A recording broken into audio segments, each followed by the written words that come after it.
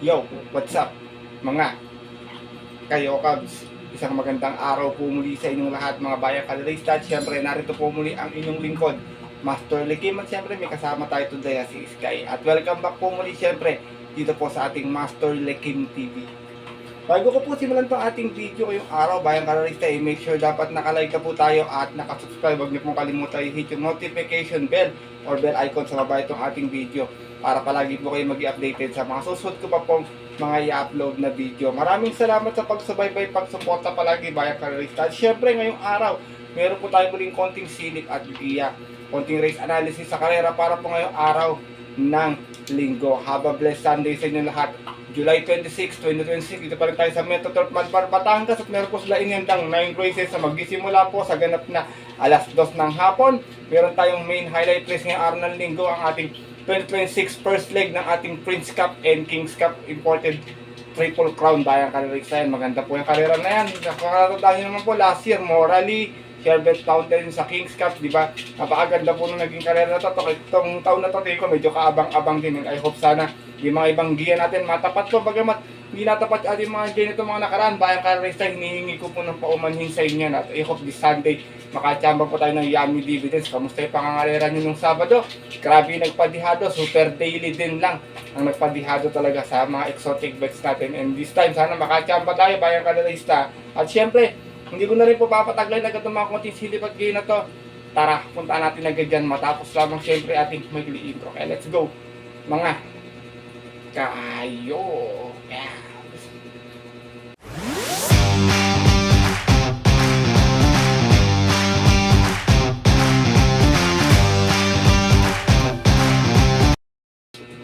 At gaya nga po ng nabanggit ko kayo na sa ating intro, meron tayong siyam na karerang lalargan ngayong araw po ng linggo. Meron tayong dalawang winner take all, dalawang pick 5, isang pick 6, isang pick 4 ang ating distansya.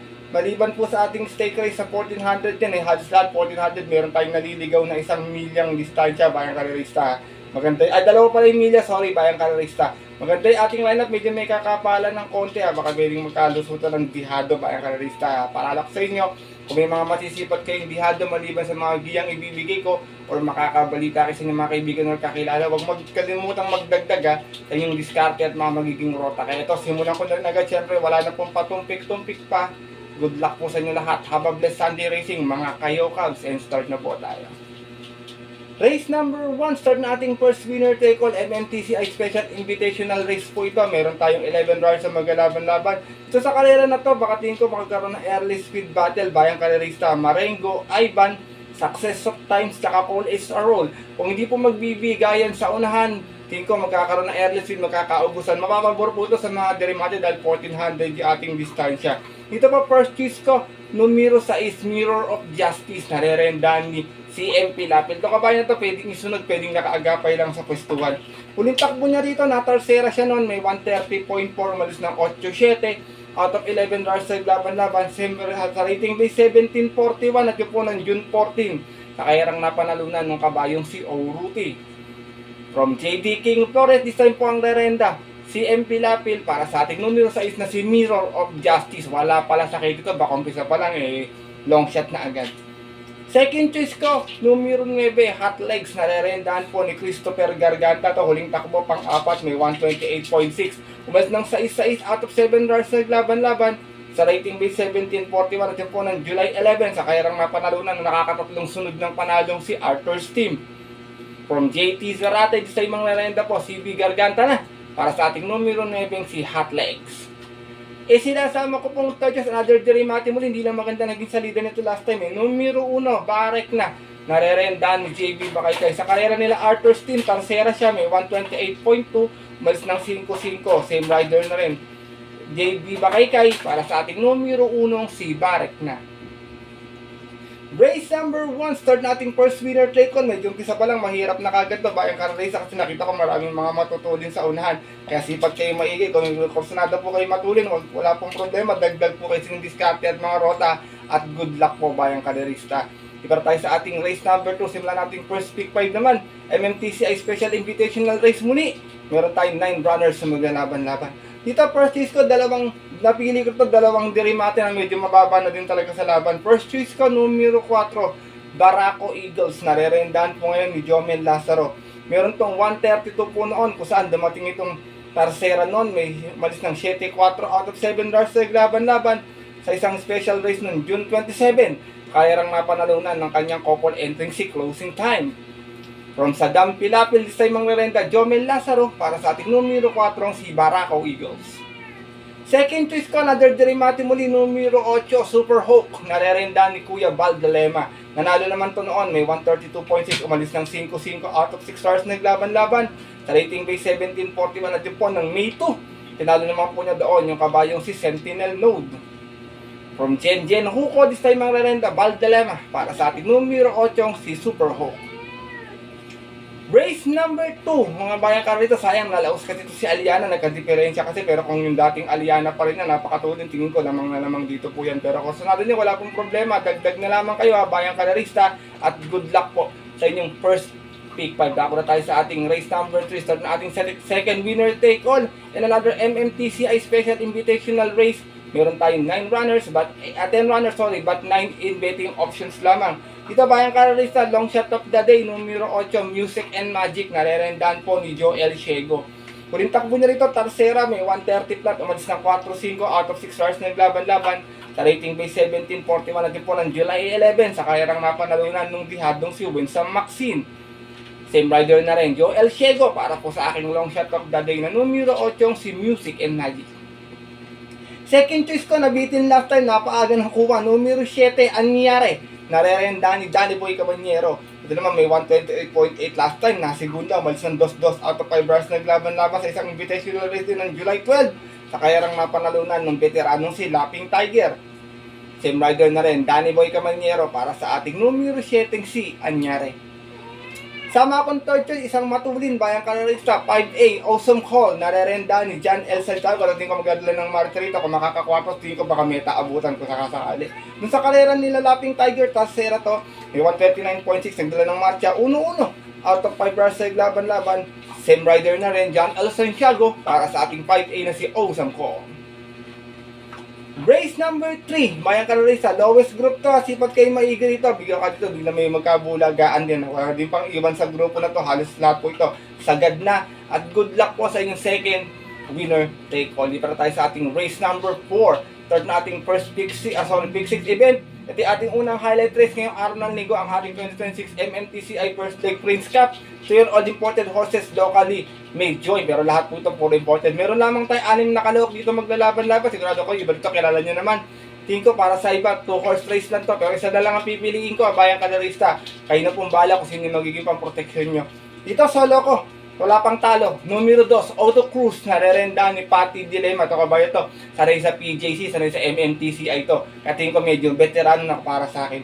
Huling panalo ni Auto Cruz, PJC, may 115.8 sa 1300. Bandera tapos. 1-1. Out of 5 hours sa laban-laban sa rating base 42 to 70. At yung po ng June 7, tinalo niya po doon yung narito rin si Student Regent. Same rider pa rin, regular jockey, Patty Dilema, para po sa ating kalahok na numero 2 na si Auto Cruz. Race number 4, mga bayan kalarista, kung may masipag kayo Student Regent tingin ko kalaban, pero kung may mas magandang upset pa, baka magkaroon na early seed battle sa unahan kasi ito baka labanan ng isa ni Student Regent to. Kung ganun ang mangyayari, iba po yung mananalo sa karera na to Kaya kuha kayo ng magandang protection, pwede nang Windmill or Summer or Dame of Panya na lagi na rin nasa grupo. And by the way, bayan kalarista, good luck po sa inyong pick 6 choices. Narito na po tayo sa ating race number 5. Start na ating second pick 5. Milya naman ating distansya. MMT sa sponsor stakes race. 4-year-old imported horse naman po ito. Meron tayong 8 runners sa maglalaban-laban. Dito bayan kalarista, medyo nalalakasan ako sa laban ng Valentine Party. Pag tinalo nyo nito, tingin ko bibilib na ako sa kanya kasi medyo malakas na to. Tsaka dalawang panalo nito, PJC. Baka manibago ng pista. Kaya pass muna ako sa kanya, kayo nang bahala. Dito first choice ko, numero 4, Grand Hepe. Narerenda ni Valdilema to. Wala sa KT. Alam nyo naman, dihadista talaga ako. Bayan kalarista. Meron tong 141.6 na Tarsera to noon. Umalis ng 2-4 out of 9 runs sa laban-laban sa isang special race ng June 27. Sa kayarang napanalunan ng kabayong si Generative. Same rider na rin, Kuya Valdilema, para sa ating numero 4, si Grand Hepe.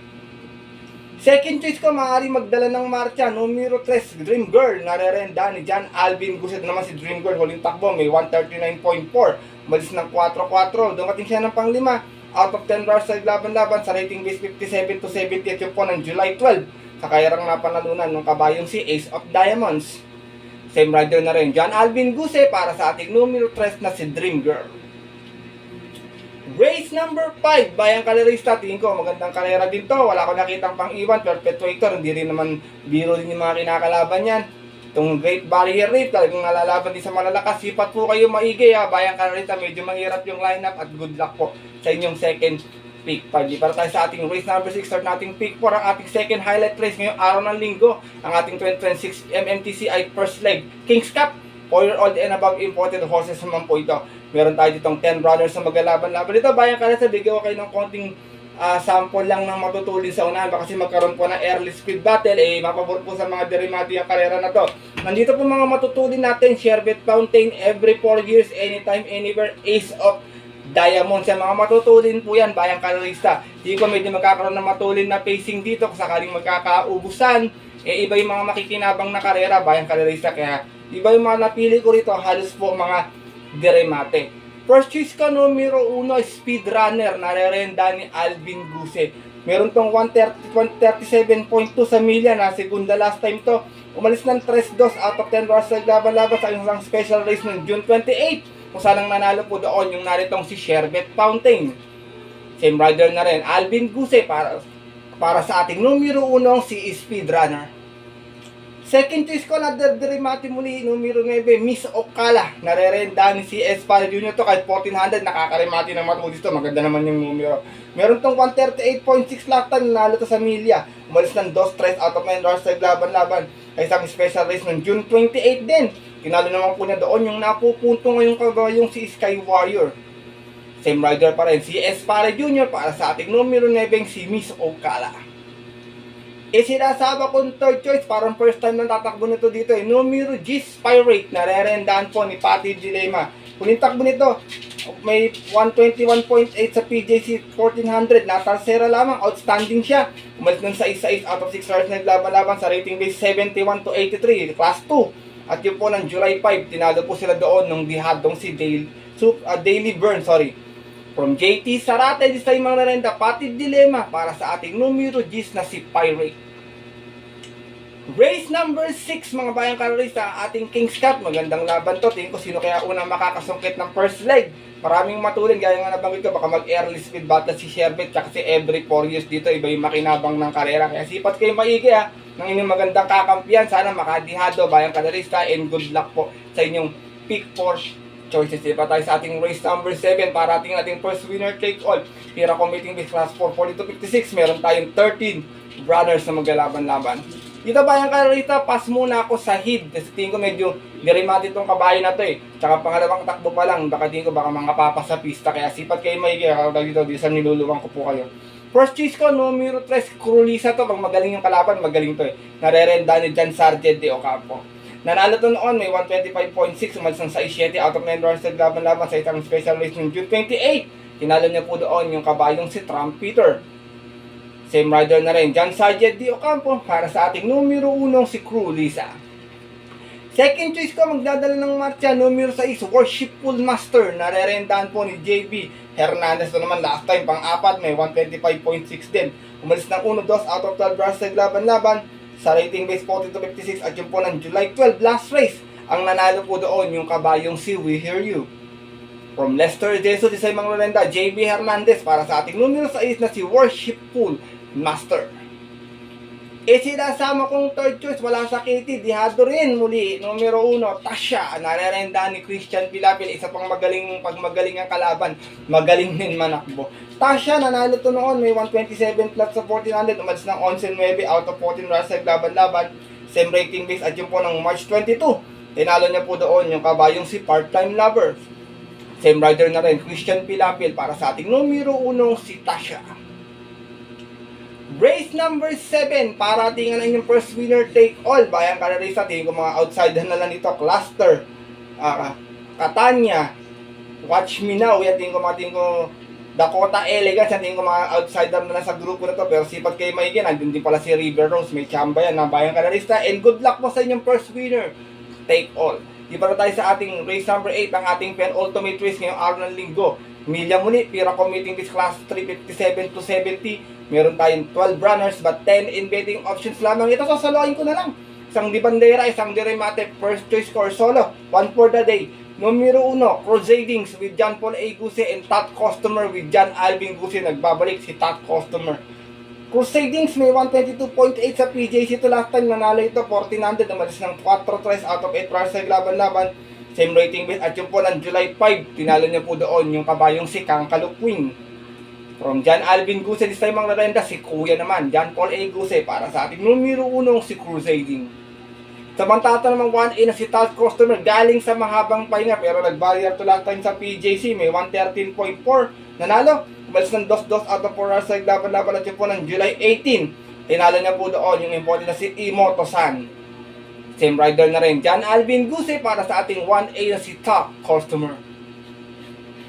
Race number 8, mga bayang kalerista, parang panolo talaga ngayong araw to, medyo magaan po talaga yung laban, mga bayang kalerista. Kung po-forecast ako dito, pipili ako, tingin ko Del Campo, para sa akin yung aking pa-forecast na, pero sipat kayo maigi, bayang kalerista, kung yung trifecta at saka quartet ha, at good luck po sa inyong race number 8. Iba tayo sa ating huling karera ngayong araw ng linggo, ating race 9, para tingnan natin mga lahat ng exotic bets, Pira committing base class for 40 to 56, meron tayong 12 runners, but 11 in betting options lamang. Dito pa, first choice ko, another long shot muli, numero 1, Adelia Bella, narerendahan po ni Jeric Pastoral. Huling takbo nito, pang-apat, may 127.8, umalis ng 5 out of 13 runs sa laban-laban. Same rating base at yung po ng July 8, sa kayarang napanalunan ng kabayong si Style and Profile. Same rider na rin, J.A. Pastoral, para sa ating numero 1, si Adelia Bella. Humarang pa si Iskayo. Second choice ko yung galing sa panalo, numero 3, Dinky Doodle, narerenda ni Ryan Base. Ito naman, may 124.4, nanalo to, galing pa sa mahabang pahinga. Malis ng 2-2 out of 13 runs sa laban-laban. Same rating base at yung po ng July 12, tinalo niya po doon yung kabayong si Border Force. Same rider na rin, Ryan A. Base, para sa ating horse to beat na numero 3 na si Dinky Doodle. Sinasama kong third choice, another important bulletin, another JRD Ocampo, numero 9, front runner to naman, huling takbo si Gunda, may 126.8, umalis ng 3-4 out of 13 runs sa laban-laban. Sa rating base 40-56 at yung po ng July 8, tinalo po siya doon nung kabayong si Style and Profile. Same rider na rin, Abu, John Sargent D. Ocampo, para sa ating numero 9, si front runner. Last and final race, mga bayang kalerista. I hope sana makachamba tayo ng mga exotic bets, makatulong tong ating Gia. Kung may mga babalitaan kayo sa inyong mga kaibigan na kakilala, huwag kalimutang magdagdag or mangursunada rin sa inyong sariling napupusuan, and good luck po sa inyo, mga bayang kalerista. At yun po, mga bayang kalerista at ating mga kayokabs, natapos itong ating video na ating konting silip at diya ngayong araw ng linggo, na sana po makatulong po, maging gabay sa inyong diskarte at pananaya. Pasensya na kung medyo dihadi ating mga giya dito. Pakiramdam ko magkakadihaduhan ngayong araw ng linggo, bayang kalerista. At sana makachamba yung iba dyan, makapagbigay sa atin ng yummy dividends. Lalo yung mga diyadis natin mga kayokabs dito. Pero paalala ko po muli sa inyo na maaari nyo pong sunod ito ating mga giya. Kung kursunadan nyo, kung hindi po, wala pong problema. Dahil sariling aral ko lamang po ito.